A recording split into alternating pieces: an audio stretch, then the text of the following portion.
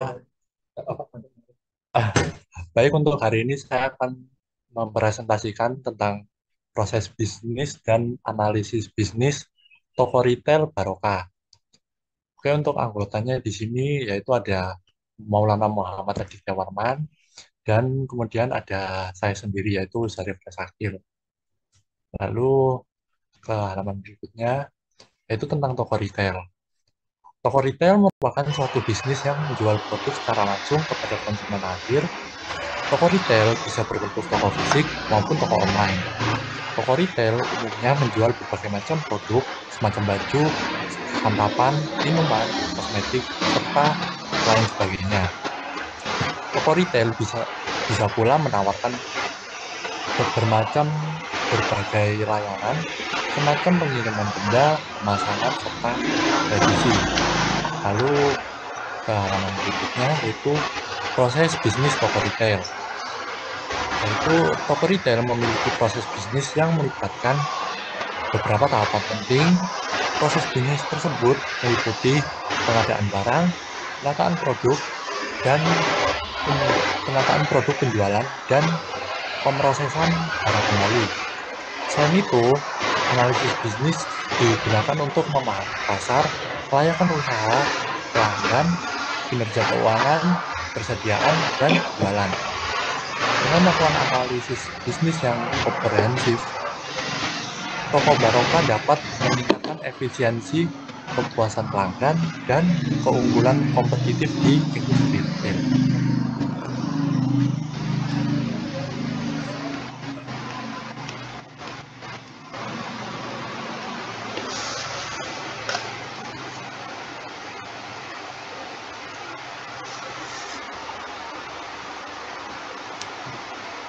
Lalu yang berikutnya itu karakteristik toko retail. Yang pertama, penjualan benda dalam jumlah kecil. Toko retail menjual benda dalam jumlah kecil ataupun eceran. Perihal ini dengan toko grosir yang menjual benda dalam jumlah besar ataupun grosir. Lalu yang kedua, menjual barang konsumsi. Toko retail biasanya menjual beberapa barang konsumsi semacam santapan, minuman, baju, serta beberapa barang kebutuhan tiap hari yang lainnya. Lalu yang ketiga ada posisi strategis. Toko retail umumnya berlokasi di pusat perbelanjaan ataupun di tempat-tempat yang mudah dijangkau oleh konsumen. Lalu yang keempat ada pelayanan yang baik. Toko retail membagikan pelayanan yang baik kepada konsumen serta pelayanan yang baik ke orang lain yaitu ramah, cepat, serta efektif. Lalu yang terakhir, harga yang kompetitif. Toko retail menawarkan harga yang kompetitif untuk menarik konsumen. Harga yang kompetitif ini umumnya didapatkan lewat pembelian benda dalam jumlah besar ataupun lewat kerjasama dengan produsen. Lalu berikutnya ada ciri toko retail pasca 2022. Yang pertama yaitu penjualan online. Toko retail tidak harus terus menjadi banyak penjual benda secara online melalui platform e-commerce. Perihal ini tidak membolehkan konsumen membeli membeli benda dari toko retail tanpa wajib datang ke tokonya. Lalu yang kedua, pemakaian teknologi. Toko retail tidak terus menjadi banyak memakai teknologi yang untuk meningkatkan efisiensi serta mutu pelayanan. Teknologi yang tidak digunakan antara lain yaitu seperti sistem pembayaran digital, sistem manajemen stok, serta sistem pelayanan pelanggan. Lalu yang ketiga yaitu ada personalisasi pelayanan. Toko retail tidak terus menjadi fokus pada personalisasi pelayanan yang buat meningkatkan kepuasan konsumen. Personalisasi pelayanan ini hendak dicoba melalui pemakaian informasi konsumen serta teknologi. Lalu yang terakhir yaitu fokus pada pengalaman konsumen. Yaitu toko retail hendak terus menjadi fokus pada pengalaman konsumen dalam berbelanja. Perihal ini hendak dicoba melalui pemakaian teknologi serta desain toko yang menarik. Untuk slide selanjutnya akan dilanjutkan oleh teman saya. Oke. Oke, terima kasih atas kesempatannya. Di sini saya akan melanjutkan materi yaitu langkah-langkah proses dan analisis bisnisnya. Yang pertama yaitu pemahaman bisnis. Jadi dalam pemahaman bisnis kita harus memahami yaitu tujuan universal tentang bisnisnya. Nah, itu maksudnya tuh kita harus mengidentifikasi tujuan bisnis, produk, ataupun layanan yang ditawarkan pemangku kepentingan atau stakeholder, serta area bisnis di mana organisasi beroperasi. Kemudian kita harus mengidentifikasi permasalahan ataupun kesempatan bisnis. Jadi itu maksudnya kita harus mengenali area di mana perbaikan ataupun pergantian yang dibutuhkan berdasarkan permasalahan yang terdapat ataupun kesempatan buat meningkatkan efisiensi ataupun daya pengguna proses bisnis. Yang selanjutnya yaitu identifikasi proses bisnis. Jadi di identifikasi proses ini yaitu kita harus mengidentifikasi proses bisnis yang kita harus mengidentifikasi proses bisnis karena dengan cara mengidentifikasi serta mendokumentasi proses bisnis yang terdapat secara rinci, termasuk langkah-langkah input, output, serta pemangku kepentingan yang ikut serta dalam tiap langkah. Kemudian kita harus pemetaan proses bisnis. Itu maksudnya gambarkan proses bisnis dengan memakai alat-alat visual semacam dengan aliran atau BPMN atau Business Process Model and Notation buat memvisualisasikan alur proses secara jelas.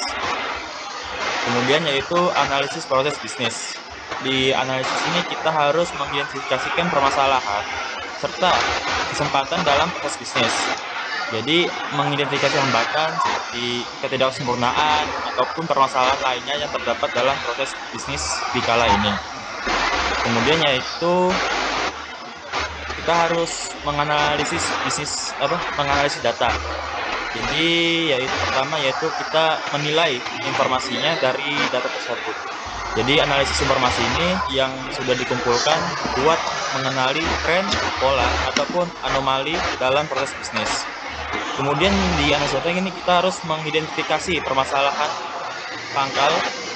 pangkalnya, yaitu temukan pemicu mendasar dari permasalahan yang didefinisikan dalam proses bisnis tersebut. Selanjutnya itu perancangan solusi. Di perancangan solusi yaitu kita harus mengembangkan alternatif pemecahan. Nah, itu maksudnya itu kita harus mengembangkan bermacam pemecahan atau revisi yang bisa jadi buat menanggulangi permasalahan yang diidentifikasi ataupun menggunakan kesempatan yang terdekat. Untuk yang terakhir yaitu implementasi serta penilaian. Di implementasi kita harus mengimplementasikan pemecahan ataupun revisi yang sudah diseleksi ke dalam proses bisnis yang terdapat. Untuk selanjutnya ini yaitu proses tokorekal dalam proses pembelian. Jadi untuk pertama yaitu pembeli pun datang ke toko barokah. Kemudian pembeli itu akan memilih barang yang ingin dibeli. Itu mungkin sekitar 10 menit mungkin ya untuk memilih barang yang dibeli. Terus di sini ada bercabang itu jika si pembeli tidak menemukan barang tersebut, maka pembeli itu akan bertanya kepada pegawai dan pegawai pun akan mengecek persediaan barang, apakah barang itu ada atau tidak ada. Jika barang itu tidak ada atau stoknya tidak ada, maka pegawai itu memberitahu kepada pembeli bahwa stok dari barang tersebut itu sudah habis. Kemudian pembeli pun tidak jadi membeli. Jika stok ada atau si pembeli menemukan barang tersebut, maka pembeli itu langsung membayar barang ke kasir. Dan dari kasir itu dia akan menghitung barang tersebut. Setelah menghitung, si Pembeli pun akan membayar sesuai barang yang sudah dihitung oleh kasir dan akan melakukan proses tunggu yaitu melakukan pembayaran. Setelah melakukan pembayaran, maka dari kasir itu dia akan membuat surat pembayaran, yaitu data objek surat pembayaran, dan dari hasil pembelian itu akan disimpan di database-nya, yaitu data sistem hasil penjualannya disimpan. Kemudian barang pun diterima dan selesai.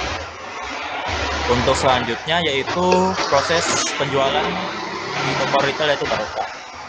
Jadi ini hampir sama dengan pembelian, cuma ini lebih fokus di pegawainya yang jadi penjaga tokonya atau yang sebagai penjualnya.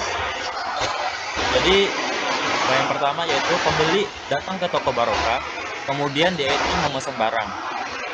Lalu si pegawai pun menerima pesanan barang dari pembeli tersebut. Terus dari itu dia mengecek apakah persediaan barang itu ada atau tidak ada. Jika barang tidak ada, maka dari pegawai itu memberitahu bahwa barang yang dia pesan tuh lagi kosong dan memberitahu ke pembeli itu, dan pembeli pun tidak jadi membeli barang tersebut. Akan tetapi jika barang itu ada, maka pegawai pun memberitahu harga barang tersebut ke pembeli. Maka di sini ada percabangan lagi. Jika harga tidak sesuai dengan keinginan pembeli, maka pembeli pun menolak barang tersebut dan tidak jadi membeli. Akan tetapi, jika harga sesuai dengan pembeli, pembeli pun membayar dan melakukan proses yaitu menunggu pembayaran. Setelah itu, dari pegawai akan membuatkan surat pembayaran. Kemudian ini yaitu data objeknya yaitu surat pembayaran. Kemudian dari hasil pembelian akan menyimpan, yaitu disimpan di dalam data hasil jualan yang disimpan. Kemudian setelah dibikin surat pembayaran, barang yang sudah dibayar akan dikeluarkan lalu dikemas, dan surat pembayaran akan diberikan kepada pembeli dan pembeli pun menerima barang tersebut. Untuk selanjutnya itu proses pengembalian atau return di toko retail Barokah. Jadi pertama yaitu pembeli pun datang untuk pengembalian barang. Kemudian dari pembeli pun dia melakukan permohonan melakukan pengembalian barang, dan si pegawai pun menerima atau memverifikasi permintaan tersebut. Kemudian pegawai pun meminta struk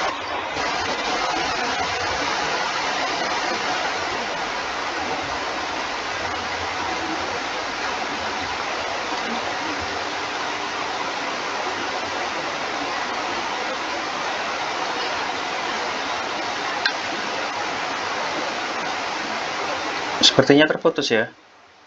Halo? Iya, terkendala Iya, sinyal Pak. itu. Aduh, hebat Sinyal, banget Bang. ya. Lagi seru-serunya nih.